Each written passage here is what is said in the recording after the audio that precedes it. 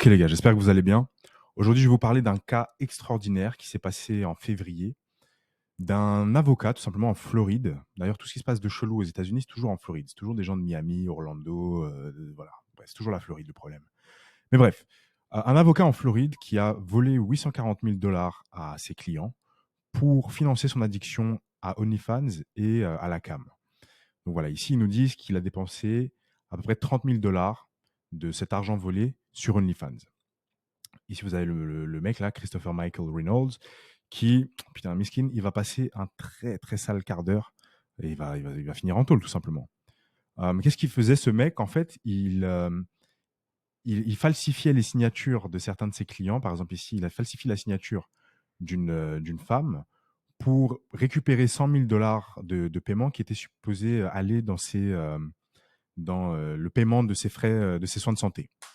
Ce qui est totalement dégueulasse. Mais bon, ce qui est intéressant, c'est de comprendre la psychologie d'une whale. Ici, on a un cas extrême quand même d'un mec qui a été volé, machin, etc. On a un cas extrême, mais le mécanisme reste le même. Ce que vous devez comprendre, les gars, c'est que vos clients, si vous voulez qu'ils dépensent, vous allez devoir changer l'ordre de priorité qu'ils ont dans leur tête. Et ça paraît peut-être pas éthique ou quoi que ce soit parce qu'on est dans cette industrie-là, mais c'est ce que tout bon business fait. D'accord? Apple a réussi à convaincre les gens que c'était plus important d'avoir un iPhone et même de s'endetter pour avoir un iPhone que d'avoir une situation financière saine et de bouffer à sa faim. D'accord? C'est-à-dire les gens sont prêts à serrer la ceinture pour avoir un iPhone et prendre un crédit sur un an pour pouvoir financer leur iPhone, mais au moins, ils ont des belles photos pour faire Instagram et ils ont un iPhone et puis voilà quoi. Et ça, c'est le changement d'ordre de priorité dans la tête des gens.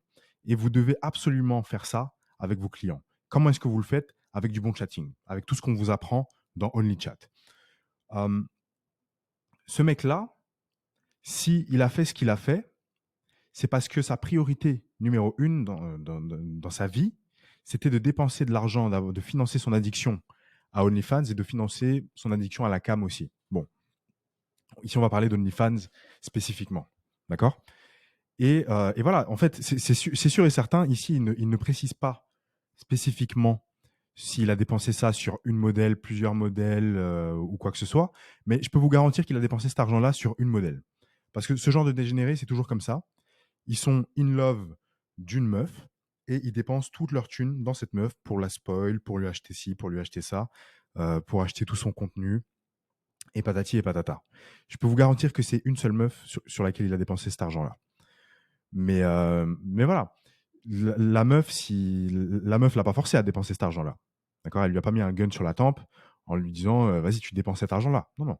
Il y a eu des bons chatteurs, certainement sur le compte, qui ont réussi à rentrer dans le cerveau de ce mec-là et qui ont utilisé des stratégies de manipulation, on va dire, pour extraire de l'argent de ce gars-là. Maintenant, la façon dont il va gagner cet argent-là, ça ne regarde pas la modèle. D'accord? LVMH, ils vendent des sacs Louis Vuitton. Ils s'en foutent que l'argent il vienne de la drogue ou que ça soit de l'argent volé ou quoi que ce soit. C'est pareil ici. D'accord? On force personne. Bref. Donc vraiment le point sur lequel j'insiste, c'est les gars, le chatting. Le chatting, c'est ultra, ultra, ultra, ultra important. Parce qu'un client comme ça, c'est bon, vous êtes refait en fait, le temps que ça dure. 2, 3, 4 clients comme ça, c'est bon, vous avez un compte à 100K par mois. Vous voyez? C'est pas difficile. C'est pas un métier difficile.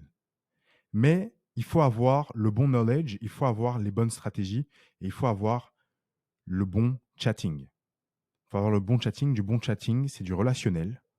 C'est rentrer dans le cerveau des mecs. Donc voilà, c'est tout. Courte vidéo, juste pour vous montrer un peu ce qui se passe dans notre industrie et vous refaire un point sur l'importance du chatting. Je vous dis à la prochaine, les gars, et la bise.